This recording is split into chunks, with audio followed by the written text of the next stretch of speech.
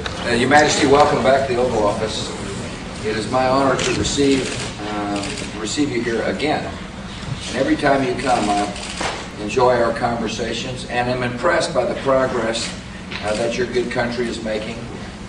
Today we had a chance to talk about the Jordanian economy and the growth of the economy, and the amount of trade between our countries is growing, which is to the benefit of the Jordanian people as well as to the American people, and I appreciate your leadership.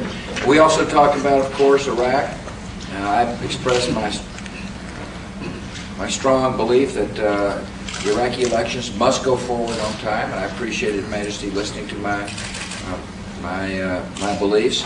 And I assured His Majesty that the United States and my government will be involved with Middle Eastern peace, and that I believe that two states living side by side in peace, a Palestinian state and Israeli state, is necessary for there to be peace, and that we have a window of opportunity, and I intend to work very closely with His Majesty to seize that moment for the good of the Palestinian people and for the good of the Israelis, so that we can achieve peace that I know is on your mind. So welcome, sir. I'm really glad to have you back. Thank you, Mr. President.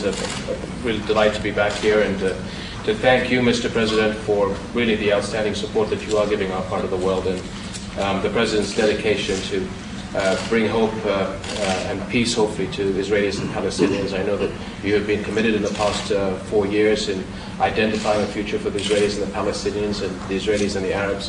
And again, the President today brought home to me how important that is, and I'm very delighted with that strong stand that you've always taken for a better Middle East. As you mentioned, sir, we talked about the future of Iraq, and we work very closely together to bring a transition in Iraq as quickly as possible, and then a future for the Iraqi people. And I tremendously appreciate the effort that you've given all of us, and your vision for a better world for all of us in our part of the world. Thank you, sir. Welcome. All right. Thank you all.